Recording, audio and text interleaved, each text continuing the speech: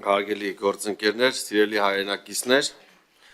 զինվորական ծառայություն չանցած տղաների մասին իմ հեղինակած օրենքի ընդունումից հետո անցել է շուրջ 2 տարի։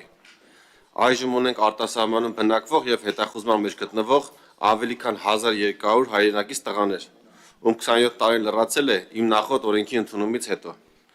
Նրանք չեն վերադառնում Հայաստան, քանի որ չունեն որևէ այլ ընտրանք, քան ազատազրկվելը 2-ից 5 տարի ժամկետով։ Ես, որպես օրենսդիր, չեմ ցանկանում, որպես իմ ազգակից հազարավոր եղբայրներս շարունակեն կտրված ապրել մեր հայրենիքից, Հայաստանի Հանրապետությունից։ Չեմ էլ ցանկանում, որպեսզի նրանք վերադառնան եւ դատապարտվեն ազատազրկման, քանի որ այդ դեպքում եւ նրանց ճակատագրերը կխեղվեն, եւ մեր պետությունը ոչինչ չշահելով հսկայական վնասներ կկրի։ Հիմա ասեմ ինչ վնասների մասին է խոսքը։ Քրեակատարողական հիմնարկում մեկ անձի պահման միջինացված ամսական ուղղակի եւ անուղղակի ծախսերը կազմում են 437.900 դրամ։ Եթե վերադարձող անձին դատապարտվեն ազատազրկման 3 տարի ժամկետով,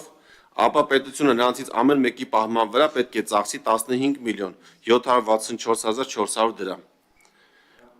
Այսինքն, եթե բոլոր 1200-ն էլ ինքնական վերադառնան եւ դատապարտվեն, պետությունը միայն նրանց անազատության մեջ պահելու համար պետք է ծախսի շուրջ 19 միլիարդ դրամ։ Իմ այս օրենքով ես առաջարկում եմ լուծել այս հարցը մեկընդմիշտ, որպեսզի եւ մեր տղաները շահեն, եւ պետությունը։ Նախագծով 27-ից 37 տարեկան քաղաքացիները կարող են ազատվել քրեական պատասխանատվությունից կամովին վերադառնալով Հայաստանի Հանրապետություն եւ ընտրելով նշված 5 տարբերակներից մեկը։ Առաջին՝ ծառայել 24 ամիս ժամկետով։ Երկրորդ՝ ծառայել 12 ամիս ժամկետով եւ պետական բյուջե վճարել 2.5 միլիոն դրամ։ Երրորդ՝ ծառայել 6 ամիս ժամկետով եւ պետական բյուջե վճարել 5 միլիոն դրամ։ Չորրորդ՝ ծառայել 1 ամիս ժամկետով եւ պետական բյուջե վճարել 10 միլիոն դրամ։ Եվ 5-րդ՝ զինվորական ծառայության փոխարեն պետական բյուջե վճարել 15 միլիոն դրամ։ Նշեմ, որ իմ նախորդ օրենքի ընդունումից հետո 2024 թվականի փետրվարից մինչև 2025 թվականի օգոստոսի 1-ը 17 ամիսների ընթացքում օրենքից օգտվել է շուրջ 200 քաղաքացի։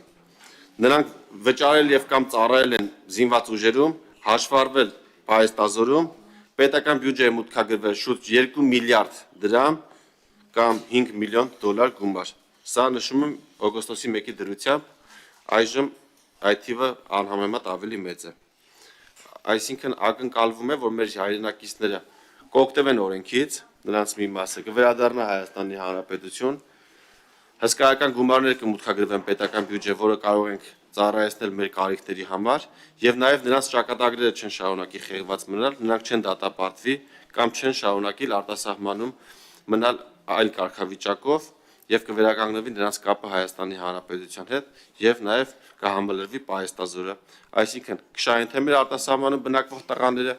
թե նրանց ընտանիքի անդամները, ովքեր կտրված են շատ հաճախ նրանցից,